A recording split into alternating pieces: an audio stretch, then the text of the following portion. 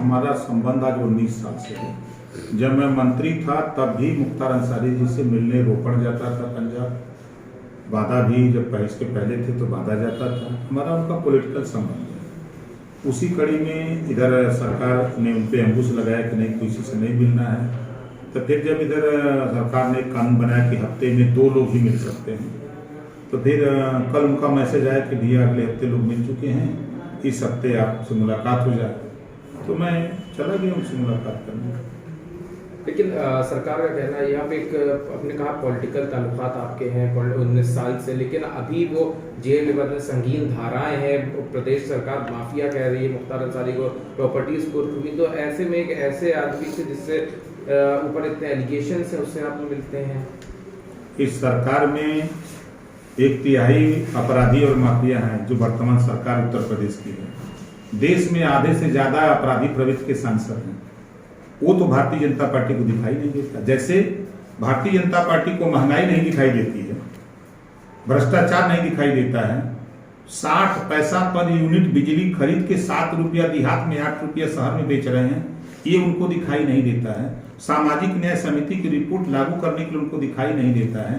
किसानों की हत्या हुई लखीमपुर खीरी में और उसमें जो दोषी है उसको बचाने में सरकार लगी हुई है, ये नहीं दिखाई दे रहा है। खाली इन लोगों के दिमाग में हिंदू मुसलमान, भारत पाकिस्तान, मंदिर मस्जिद, इसके अलावा इनको कुछ दिखाई नहीं दे रहा है। तो मुख्तार अंसारी क्या है? सरकार तो माफिया कह रही है, तो आप क्या कहेंगे? सरकार नहीं, सरकार अगर माफिया कहती है तो सरकार उत्तर प्रदेश में कितने माफिया जरा उसकी सूची जारी कर दे। 1 है, 2 है, 5 है, 10 है, इसकी सूची क्यों नहीं जारी करते? एक ही क्यों दिखता है? सवाल हमारा आपके माध्यम से माननीय मुख्यमंत्री जी से है कि कितने दिन हिंदू मुसलमान में हमको आपको बजा करके महंगाई की मार से गरीब को परेशान करोगे? कितने दिन हमको हिंदू मुसलमान के लफड़े में फंसा करके आप शिक्षा से गरीबों को वंचित करोगे? हमको बचा करके कितने दिन बिजली की बिल से मार हमको खिलाओगे? ये सूची तो जारी करें कि कितने माफिया हैं उत्तर प्रदेश में। ये भाग क्यों रही है सरकार? कल बांदा जेल से वापसी में जब आप लौट रहे थे, आपने उसको ट्वीट भी किया, एक हादसा हुआ, आपको पुलिस ने रोका, चेकिंग करी, उसको लेके आपने ट्वीट किया है कि उत्तर प्रदेश सरकार पिछड़ों पे हमला कर रही है, जबकि वो पिछड़ों पे नहीं, वो एक चेकिंग चल रही थी। पर प्रशासन का कहना ये है वो हर एक के लिए था। प्रशासन 100% झूठ बोल रहा है सरकार के इशारे पर। अगर चेकिंग हो रही थी तो उसके पहले भी 1-2 गाड़ी खड़ी होनी चाहिए थी। मेरी गाड़ी लगभग 100 मीटर के आसपास ही पहुंची, तब तक 4 पुलिस वाले धड़ाक से गाड़ी रोकने के लिए उन लोगों ने बैरिकेड लगा दिया, गाड़ी खड़ी हो गई। तुरंत दरोगा कह रहा कि गाड़ी से उतरिए, मैं उतर गया। और उसके बाद गाड़ी की चेकिंग ऐसे हो रही जैसे कोई अपराधी माफिया हो, कोई असलहा सप्लायर हो या अफीम चरस बेचने वाला कोई हो, ऐसे गाड़ी की चेकिंग। जो गाड़ी में मैट लगा उसको उखाड़ करके चेक हो रहा है। हमारा बैग था जिसमें हम अपना कपड़ा रखते हैं, उसको खोल करके एक एक चीज निकाल करके उन्होंने चेक किया। उसके बाद 2 ही गाड़ी क्यों चेक हुई? इसके बाद फिर उनका फाटक खुल गया। पीछे और गाड़ियां खड़ी थी तो उसकी चेकिंग क्यों नहीं? खाली 2 गाड़ी हमारी। मऊ की रैली, जो मऊ हल्दरपुर में रैली हुई है, उसकी हताशा और निराशा सरकार को कामों से दिख रहा है। हमको तो ऐसा लग रहा है कि इस तरह के जो हताशा निराशा इनमें है, ये भारतीय जनता पार्टी, योगी सरकार ओम प्रकाश राजभर की हत्या भी करवा सकती है। और जिस तरह वहां चेकिंग कर रहे थे, किसी दिन ये अफीम चरस गांजा गाड़ी रोक करके उसमें रख के चलान कर सकते हैं। आपका? हाँ, बिल्कुल कर सकती है सरकार। क्यों करना चाह रही है सरकार? क्योंकि उसको लग गया कि हमारी सरकार ओम प्रकाश की वजह से जा रही है। मऊ की रैली देखे हैं ना, अभी 14 को करते हैं, 17 को करते हैं, और 27 तारीख को तब इनको मालूम हो जाएगा कि अब हमारी छुट्टी ओम प्रकाश राजभर करा दिया। ये जितना ओम प्रकाश को हल्का समझते थे, ये कहते हैं ना कि ओम प्रकाश राजभर राजनीति का ब्लैकमेलर है। अगर हम सामाजिक न्याय समिति की रिपोर्ट के लिए इनसे लड़ते हैं तो हम ब्लैकमेलर हैं। हम अगर पिछड़ों को छात्रवृत्ति के लिए लड़ते हैं तो ब्लैकमेलर हैं। 69,000 शिक्षक भर्ती में 27% रिजर्वेशन ये लूट लिए, अगर उसके लिए बोलते हैं तो ब्लैकमेलर करते हैं। तो हाँ, मैं ब्लैकमेलर हूं। मुख्यमंत्री जी, आप पिछड़ों का शोषण करोगे, पिछड़ों का लूटोगे, तो हम ब्लैकमेलर हैं। और हम भारतीय जनता पार्टी से कहूंगा कि पिछड़ों का वोट मांगने के हकदार तब हो कि तुम पिछड़ों का मुख्यमंत्री का चेहरा सामने ला करके 2022 का चुनाव लड़ो, तब पिछड़ों के बीच में वोट मांगना। पिछली बार पिछड़ों का वोट लेकर के केशव मौर्य को मुख्यमंत्री बनाने का वादा करके ये भारतीय जनता पार्टी के लोग मुकर गए हैं। अब किस मुंह से जा रहे हैं पिछड़ों के बीच में वोट मांगने? बड़ी हमदर्दी इनकी पिछड़ों की है। 69,000 शिक्षक भर्ती में भारतीय जनता पार्टी के एक भी पिछड़े नेता का बयान नहीं आया कि ऐसा क्यों हो रहा है, अन्याय हो रहा है।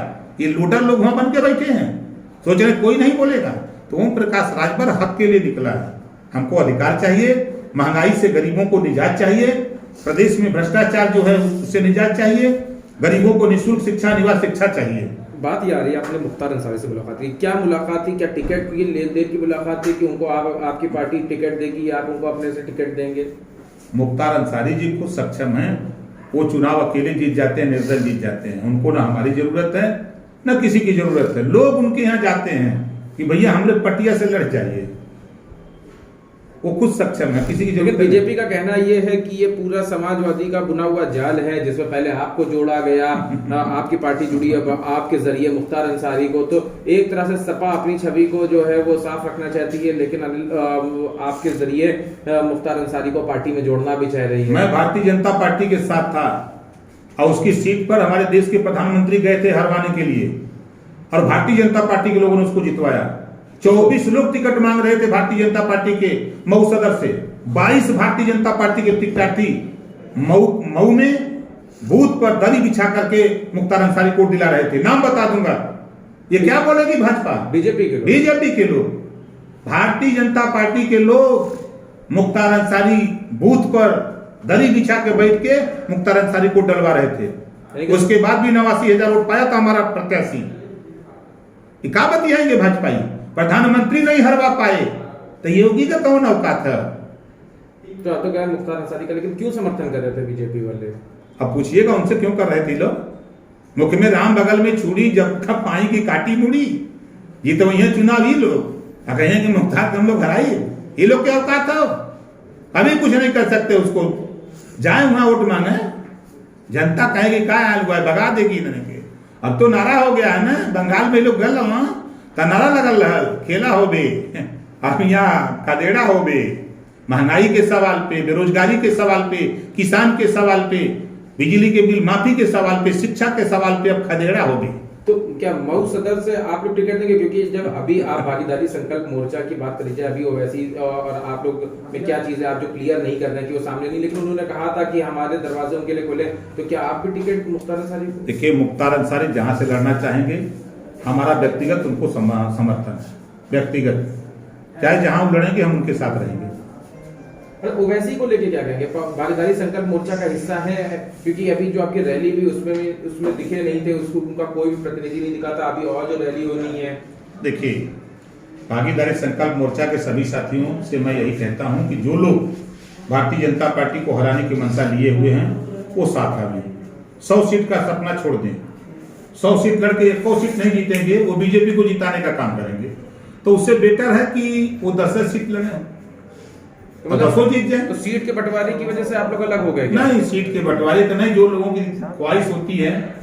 हम कहते हैं कि 100 सीट लड़ने से बढ़िया है कि 10 लड़ो। भाई क्या करे 100 लड़ोगे? तो अब साथ में नहीं है आप लोग? हमारा प्रयास है कि वो सब लोग साथ रहें। लेकिन तो उनकी तरफ से क्या आश्वासन तो है कि ठीक है कहा तो रहें लोग। अब आगे क्या करते हैं तो उन लोगों की मंशा है।